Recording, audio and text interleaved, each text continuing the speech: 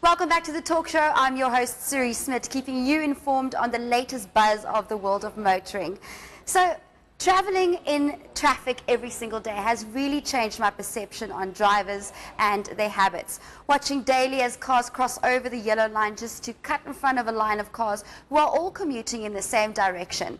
This does not save you time. It only puts lives at risk and creates more traffic. Don't even get me started on the weather. Just a couple of raindrops and you know you're going to be stuck in traffic for a while. We are at the Mercedes-Benz AMG Driving Academy, and with me is one of the fiercest females behind the wheel and a legend in drifting, Orette Rousseau, and she's going to be showing us a couple of helpful driving tips. What are we going to be doing today? Run us through it.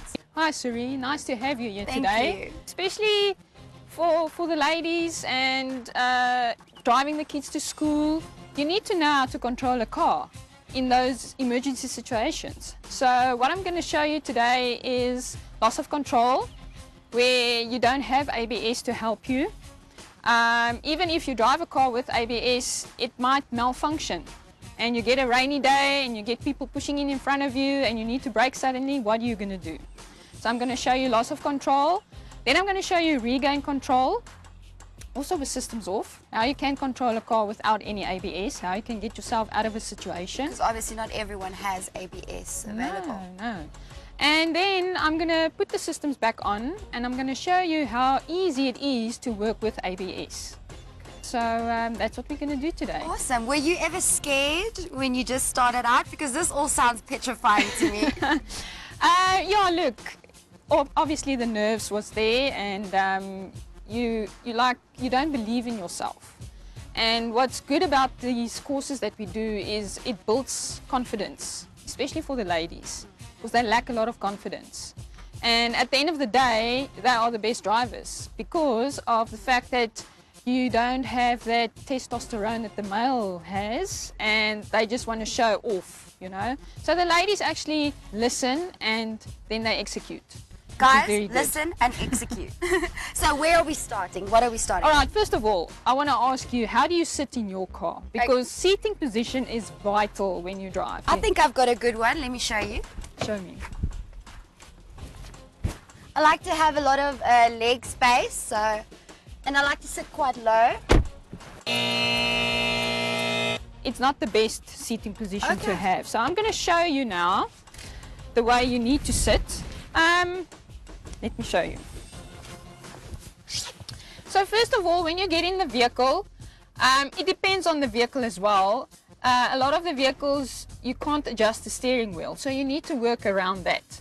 So first of all, when you sit in the car, you need to push in the brake pedal and your leg needs to be bent 45 degrees. So we're going to move the seat forward. And when you push it in, there my leg is bent 45 degrees. All right. The next step is to check your steering. And you need to put your wrists on top of the steering wheel. And when you bring your hands down to the 2:45, 10:2 position, your arms are slightly bent for better control when you're turning the wheel. All right. And then obviously, so you don't want the straight arms. You don't want to have these straight arms, because what you're going to do with straight arms to avoid an accident. All right. So just sit nice and comfortably. And then obviously also, if you feel you're sitting too far back, bring up the backrest as well, so that you can see nicely over the dashboard, which is very important. So now that you've got the proper seating position, let's get driving.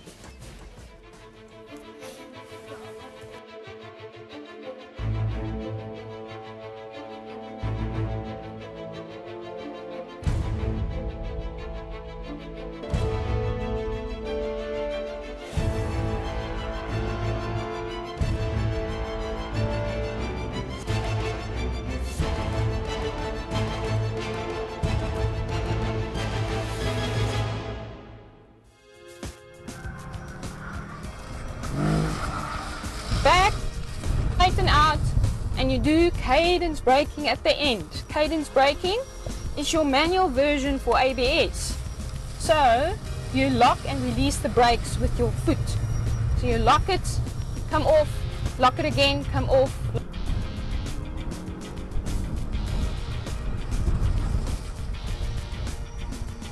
And there we stopped.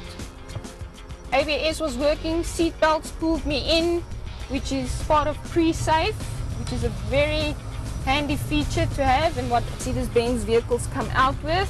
I'm going to show you with ESP. For me to get the bum out is very difficult. So I'm going to try and there, the bum doesn't come out. Just a little bit, but not control at all. So now I'm going to put e-sport mode. It's 25% active, 75% allows the back to come out. So even a bit of gas comes out to counter steer.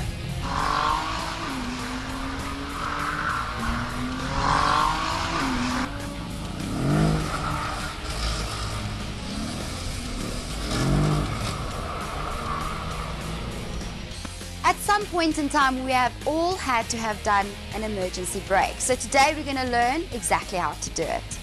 What are we going to be doing? Run us through it. We're going to do emergency braking from 60 km an hour to 0, and then also from 120 to 0. So I will show you how to do that, and then also we'll cover the distance, how long it takes a car to stop.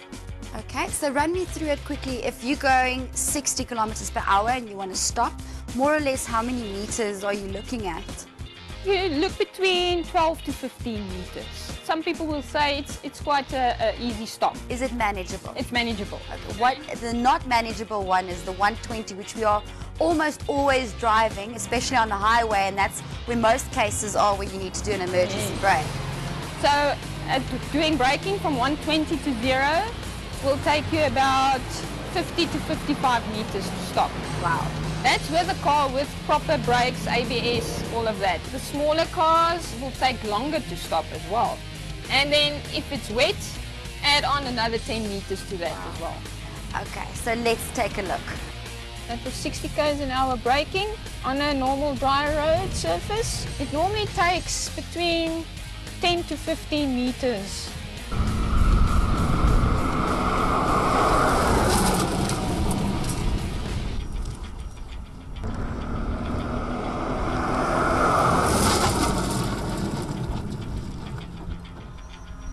Corners, they sneak up on you. So today we are going to learn cornering. What are we going to be taking a look at? Well, first of all, a lot of people misread a corner. So what the South Africans tend to do is, as you approach a corner, they turn in too early and then accelerate at the wrong places, and you end up wondering why the car feels unstable and wants to tip over. So I'm going to show you turning in too early. Then I'm going to show you where you're braking too late and you turn in and the car is all over the show.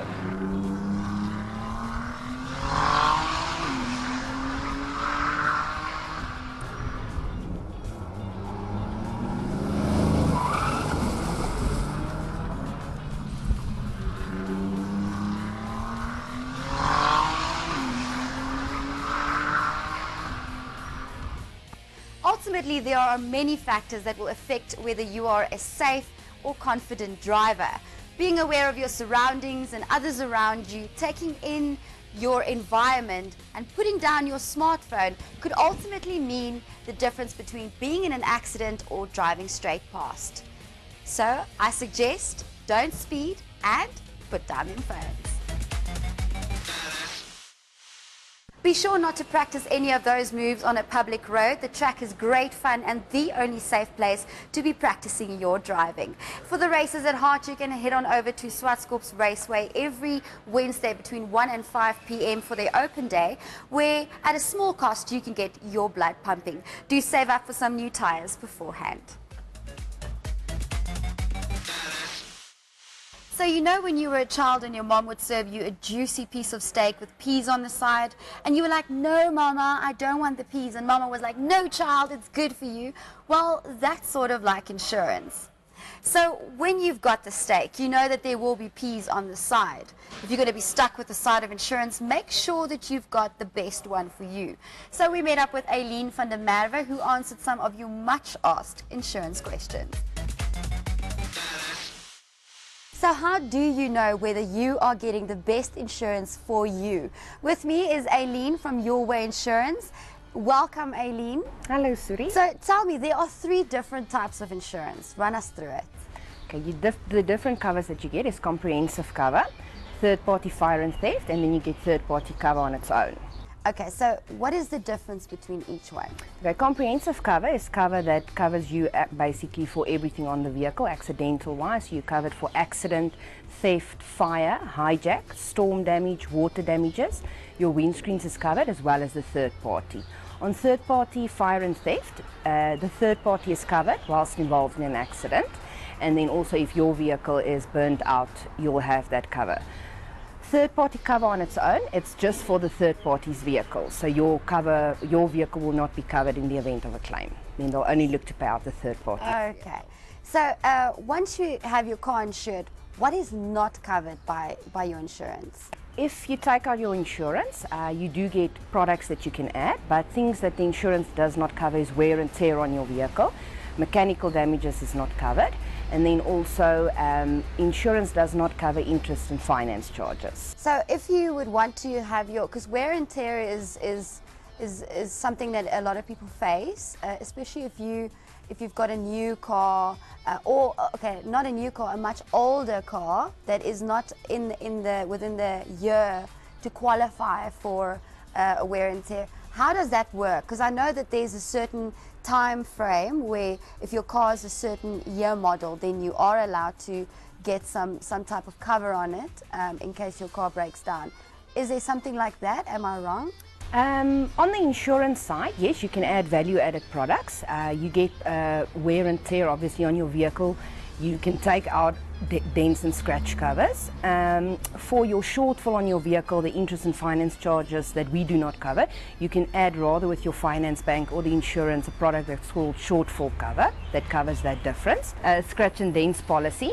Then also roadside assistance normally is usually included all over on all products. That's for all your breakdown. Like a motor plan? Where would you go if you would want a motor plan? Okay, motor plans is usually included on your finance. That is if you're buying a new vehicle. Let's say you've got an older model like a 2008 or a 2007.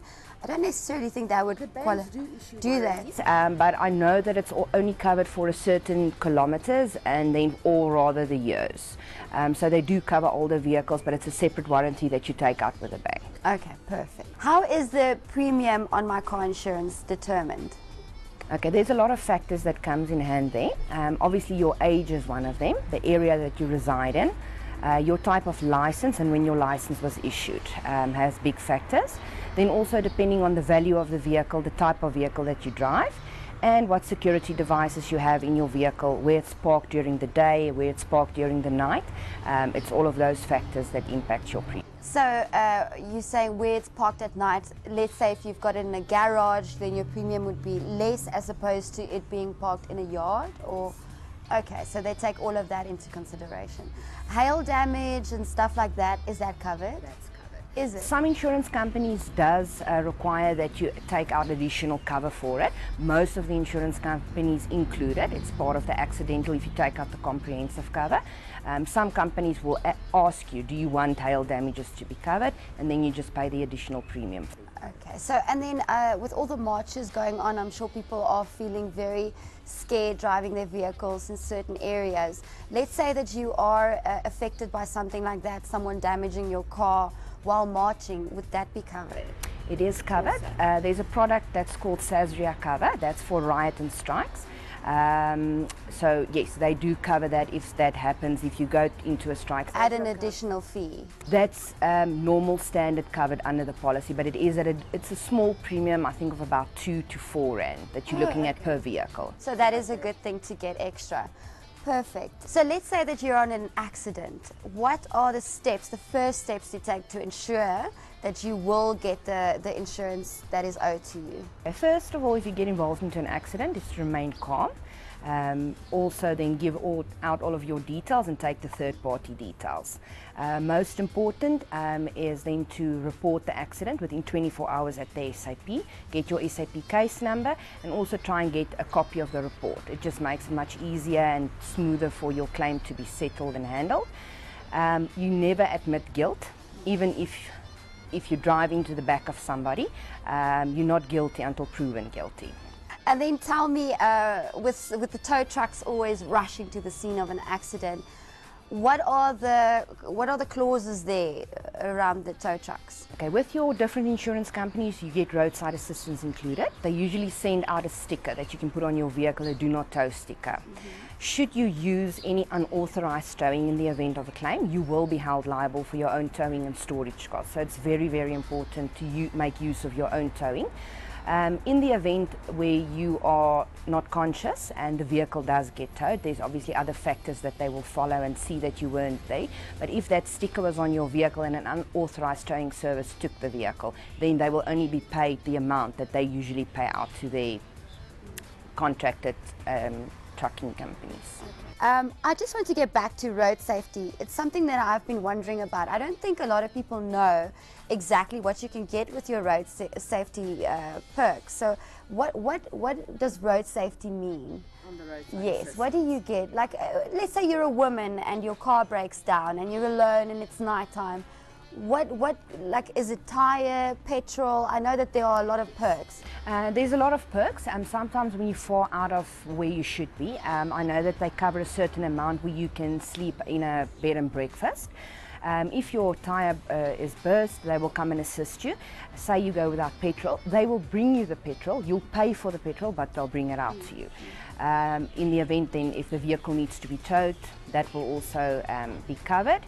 So the roadside assistance, there's a lot of different legs that you can also add to it to make it a more beneficial product for you. But usually when buying the vehicle with the finance bank, they sometimes also include assistance as well, which clients is not aware of. Thank you so much, Aileen. It was such a pleasure chatting to you. I'm sure that you have learned so much, and do the right thing. Get your car insured and make sure that you get the right premium for you.